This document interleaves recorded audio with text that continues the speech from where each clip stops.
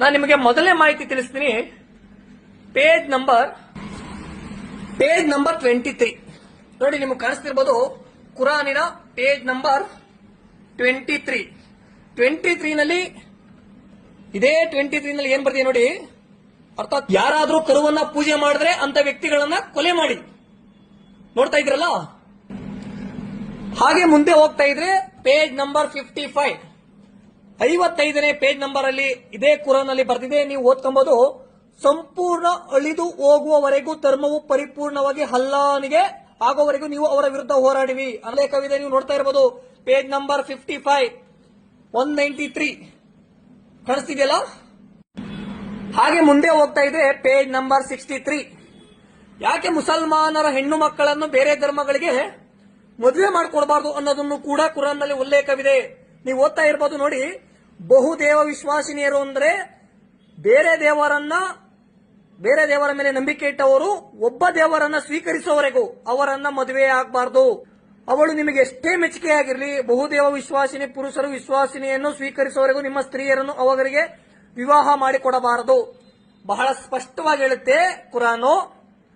ಒಬ್ಬ ದೇವರನ್ನು ಆರಾಧನೆ ಮಾಡುವವರೆಗೂ ಬಹುದೇವರನ್ನು ಆರಾಧನೆ ಮಾಡುವವರೆಗೆ ವಿವಾಹ ಮಾಡಿಕೊಡಬಾರದು. ಇಲ್ಲಿದೆ ಸಮಾನತೆ.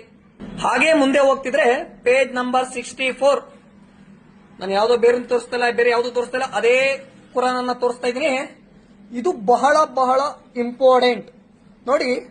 ನಿಮ್ಮ ಸ್ತ್ರೀಯರು ನಿಮ್ಮ ಹೊಲಗಳಾಗಿರುತ್ತಾರೆ. ನಿಮ್ಮ ಹೊಲದಲ್ಲಿ ಇಷ್ಟ ಬಂದಂತೆ ಇಷ್ಟ ಹೋಗುವ ಅಧಿಕಾರ ನಿಮಗಿದೆ. ಆದರೆ ನಿಮ್ಮ ಭವಿಷ್ಯದ ಕುರಿತು ಚಿಂತಿಸದಿರಿ ಮತ್ತು ಅಲ್ಲಾಹನ ಭಯವಿರಿಸಿಕೊಳ್ಳಿರಿ. ಹೇಳ್ತಾರೆ ನೋಡಿ, ಒಬ್ಬ ಹೆಣ್ಣು ಮಗಳು ನಿಮ್ಮ ಹೊಲದಂತಿರುತ್ತಾರೆ. ಆ ಹೊಲದಲ್ಲಿ ನೀವು ನೋಡಿ, ಇಲ್ಲದೆ ಒಂದು ಹೆಣ್ಣು ಭೂಮಿ ಇದ್ದಂತೆ ಅಂತೆ. ಆ ಭೂಮಿಯ ಮಾಲೀಕ ಆ ಭೂಮಿಯನ್ನ ಹೇಗೆ ಉಳುಮೆ ಮಾಡ್ತಾನೋ ಆ ರೀತಿ ಇಷ್ಟ ಬಂದಂತೆ ಹೊಲದಲ್ಲಿ ಇಷ್ಟ ಬಂದಂತೆ ಹೋಗುವ ಅಧಿಕಾರ ನಿಮಗಿದೆ.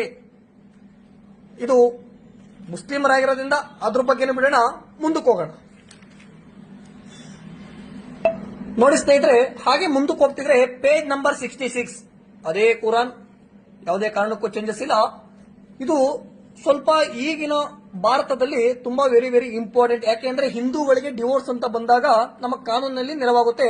ಬಟ್ ಕುರಾನ್ ಏನ್ ಹೇಳುತ್ತೆ ಡಿವೋರ್ಸ್ ಬಗ್ಗೆ ನೋಡಿ. ಪತಿಯು 2 ಬಾರಿ ತಲಾಕ್ ಕೊಟ್ಟ ಬಳಿಕ 3ನೇ ಬಾರಿಯೂ ತಲಾಕ್ ಕೊಟ್ಟು ಬಿಟ್ಟರೆ ಆ ಸ್ತ್ರೀ ನಿಕಾ ಇನ್ನೊಬ್ಬನೊಂದಿಗೆ ಆಗಿ ಅವನು ತಲಾಕ್ ಕೊಡುವವರೆಗೂ ಅವಳು ಪುನಃ ಅವನಿಗೆ ಹಲಾಲ್ ಆಗಲಾರಳು. ಮುಸಲ್ಮಾನ ಮದುವೆಯಾದ ನಂತರ 3 ಬಾರಿ ತಲಾಕ್ ಕೊಟ್ಟಿ ಆಕೆ ಮತ್ತೊಬ್ಬರ ಬಳಿ ನಿಕಾ ಆಗುವವರೆಗೂ, ನಿಕಾ ಆಗಿ ನಂತರ ಆತ ತಲಾಕ್ ಕೊಡುವವರೆಗೂ ಆಕೆ ಪರಿಪೂರ್ಣಲಾಗಲಾರಳು. ತುಂಬಾ ಚೆನ್ನಾಗಿ ಅರ್ಥ ಆಗ್ತಿದೆ ಅನ್ಕೊಂತೀನಿ. ಯಾಕೆಂದ್ರೆ ಬಿಡಿಸೇಳೋ ಪದಗಳಲ್ಲ ಯಾವುದು ಕೂಡ. ಕುರಾನ್ ಹೇಳುತ್ತೆ ನೀವು ಬಹುಪತಿತ್ವವನ್ನ ನೀವು ಮಾಡ್ಕೊಬಹುದು.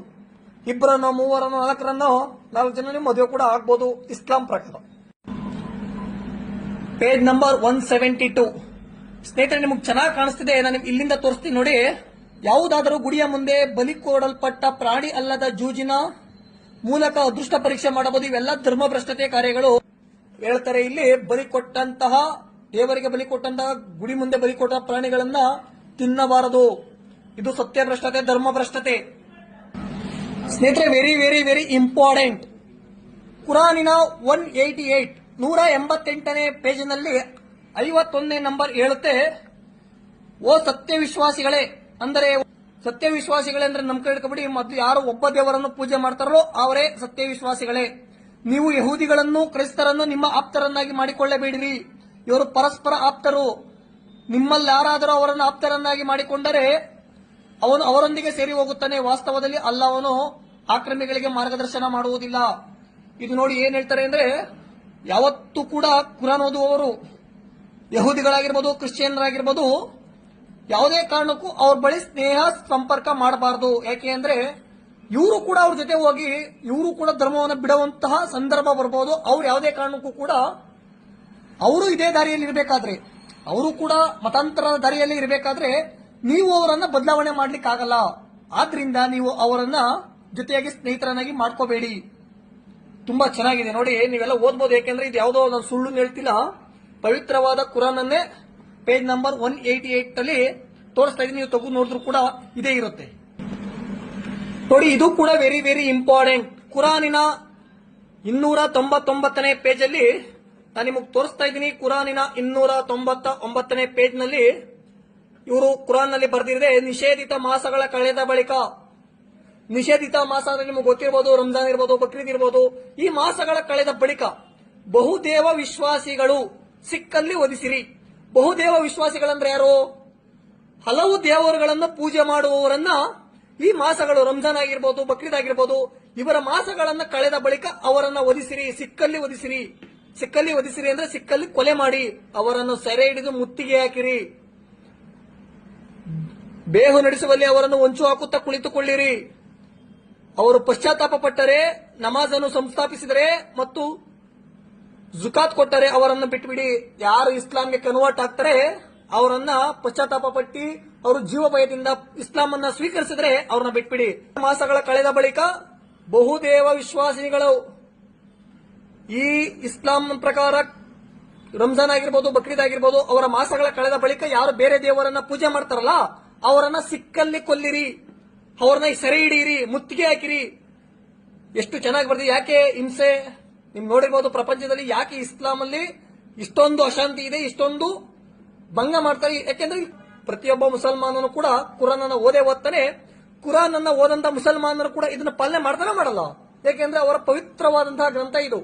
ಪವಿತ್ರವಾದಂತಹ ಗ್ರಂಥದಲ್ಲಿ ಹೇಳ್ತಾರೆ, ನಿಷೇಧ ಮಾಸಗಳನ್ನ ಕಳೆದ ಬಳಿಕ ಬೇರೆ ದೇವರನ್ನ ನಂಬುವವರನ್ನ ಸಿಕ್ಕಲ್ಲಿ ಕೊಲೆ ಮಾಡಿ, ಸಿಕ್ಕಲ್ಲಿ ವಧಿಸಿರಿ, ಅವರನ್ನ ಸೆರೆ ಹಿಡಿರಿ, ಅವರನ್ನ ಮುತ್ತಿಗೆ ಹಾಕಿ ಅವರನ್ನ ಕೊಲ್ರಿ ಅಂತ ಪವಿತ್ರವಾದಂತಹ ಕುರಾನ್ ನಲ್ಲಿ ಬರೆದಿದೆ.